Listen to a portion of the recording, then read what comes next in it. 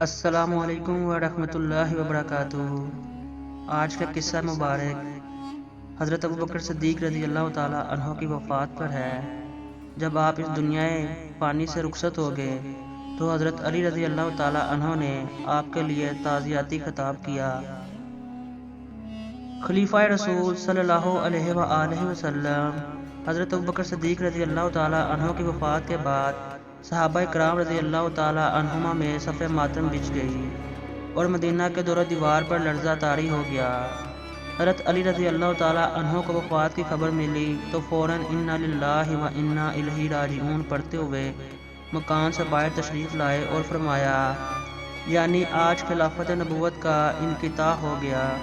پھر دوڑتے ہوئے آئے اور حضرت ابوبکر رضی اللہ تعالیٰ عنہ کے گھر کے دروازے پر کھڑے ہو کر یہ فرمایا، اے ابوبکر رضی اللہ تعالیٰ عنہ، اللہ تم پر رحم کرے، تم سب سے پہلے اسلام لائے، تم سب سے زیادہ مخلص مسلمان تھے، تمہارا یقین سب سے زیادہ مضبوط تھا، تم سب سے زیادہ خوف خدا رکھنے والے تھے، سب سے زیادہ باعظمت تھے، صحبت اور منقبت میں سب سے افضل تھے، مرتبے کے اعتبار سے سب سے برتر تھے، سیرت و عادت میں آ حضرت صلی اللہ علیہ وآلہ وسلم سے سب سے زیادہ مشابہ تھے۔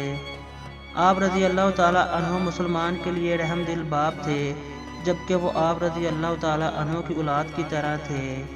آپ رضی اللہ تعالیٰ عنہ نے خوب پیش قدمی دکھائی اور اپنے بعد آنے والوں کو تھکا دیا۔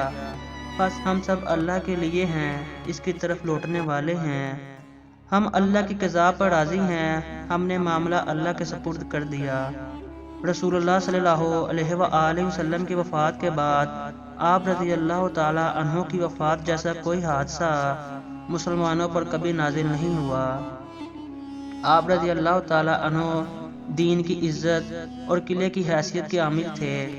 بس اللہ آپ رضی اللہ تعالیٰ عنہ کو اپنے نبی صلی اللہ علیہ وآلہ وسلم سے ملا دے اور ہم کو تمہارے بعد تمہارے اجر سے محروم اور بے راہ نہ کرے۔ جب تک حضرت علی رضی اللہ تعالیٰ عنہ تعزیتی خطاب فرماتے رہے سب لوگ خاموش رہے، لیکن یوں ہی خطاب ختم ہوا سب بے تحاشا روئے اور سب نے بیک زباں ہو کر کہا، یعنی اے ابن رسول اللہ صلی اللہ علیہ وآلہ وسلم، آپ رضی اللہ تعالیٰ عنہ نے سچ فرمایا۔